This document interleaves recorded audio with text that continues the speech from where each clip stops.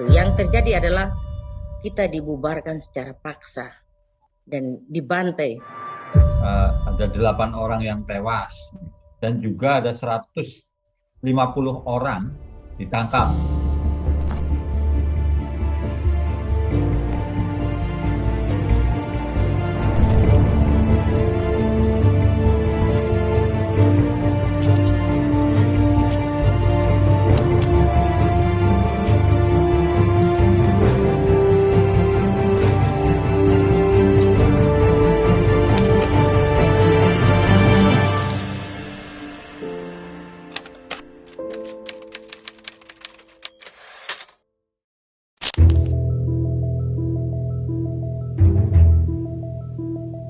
Pasca lengsernya Presiden Soeharto pada 1998, sejumlah daerah bergejolak. Aceh, Timur Timur, termasuk Papua yang kala itu masih bernama Irian Jaya, mengalami pergolakan. Sebagian masyarakat di Papua yang sudah lama berada di bawah tekanan karena menjadi daerah operasi militer menghimpun pergerakan, mulai dari Sorong, Timika, Merauke, Jayapura, hingga Biak. Di Biak, secara khusus di Biak dari tahun 65 sampai 92 itu menjadi daerah operasi militer. Orang Papua itu selalu dicurigai dan dikasih stigma open. Jadi walaupun itu kegiatan kemasyarakatan, kegiatan adat juga, kita dicurigai sebagai separatis lah, melakukan hal yang bertentangan dengan negara. Rezim Soeharto yang Orde Baru, masyarakat merasa tertekan dan tidak bebas. Ketika angin reformasi pada tahun 98, semua orang Papua itu di mana-mana menaikkan bendera bintang pagi dan sekarang disebut bintang kejora. Itu rakyat Papua menaikkan itu untuk mengekspresikan apa yang selama ini terpendam. 2 Juli 1998, ratusan orang berkumpul di Menara Tower Air Minum Puskesmas. Mereka berorasi dan mengibarkan bendera bintang kejora di puncak menara. 6 Juli 1998, aparat keamanan menghalau ratusan orang yang berkumpul dan menurunkan bendera bintang kejora tersebut sekitar pukul 6 pagi. Pagi itu saya dengan teman saya, kami punya tugas itu kami antar makan ke bawah menara tempat berkumpul kami. Saya sampaikan sama saya punya teman, Kunili, ini saya rasa sepertinya ada sesuatu, rasa merinding kan, macam ada sesuatu di sekitar kita. Beberapa menit kemudian ada tentara yang berteriak, jangan lari. Jangan lari. Ada truk-truk yang berhenti dan banyak tentara yang lompat dari truk. Ada anggota tentara yang langsung tendang jatuh. Ketika saya jatuh, saya diseret di jalan dan mulai berteriak minta tolong. Ada tentara yang tendang saya dan dia suruh lari supaya selamat. Ketika kami lari, dia tempat menembak ke arah kami. Yang terjadi adalah kita dibubarkan secara paksa dan dibantai, baik itu tembakan dari kapal perang, dari tentara yang begitu mengepung tempat itu, dan pada saat itu seakan-akan perang.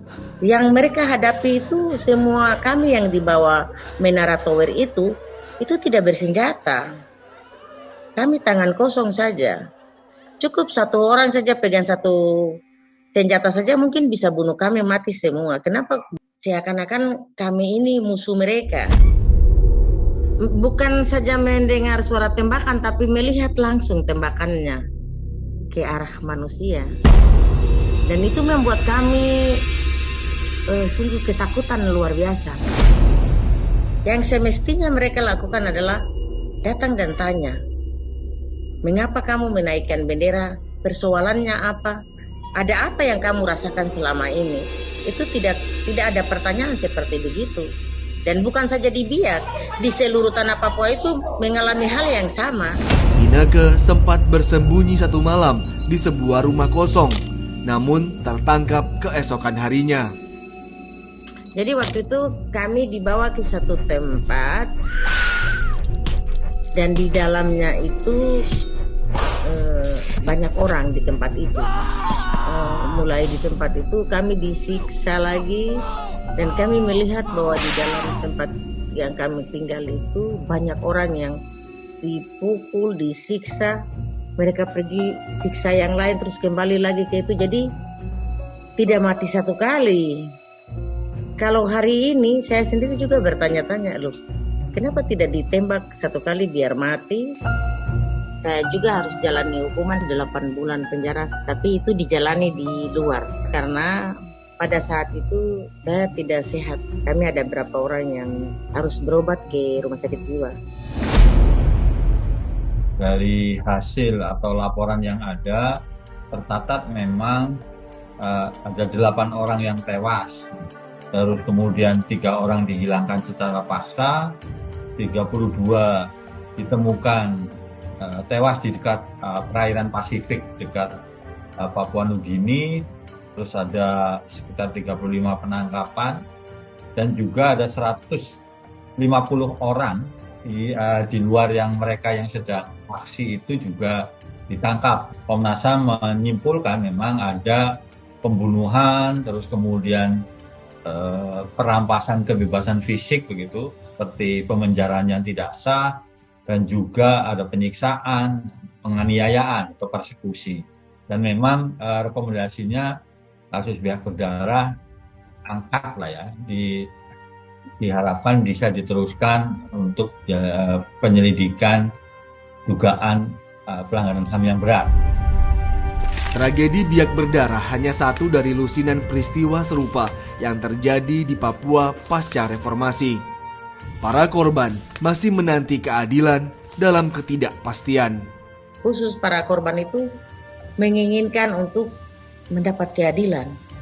Bisa mendapat keadilan atau tidak? Jangankan kita di Papua, saudara-saudaranya sendiri yang ada di Jakarta dan di tempat lain juga mereka diperlakukan sama seperti kita. Sebagian besar teman-teman mengatakan bahwa kita tidak akan mendapat keadilan dari negara ini. Kalau dia orang Papua diperlakukan dengan baik, maka hari ini tidak ada orang Papua yang membenci atau mau Sebelum 2010, dialog itu adalah suatu term yang sangat tabu. Dialog diidentikan dengan jalan untuk Papua merdeka.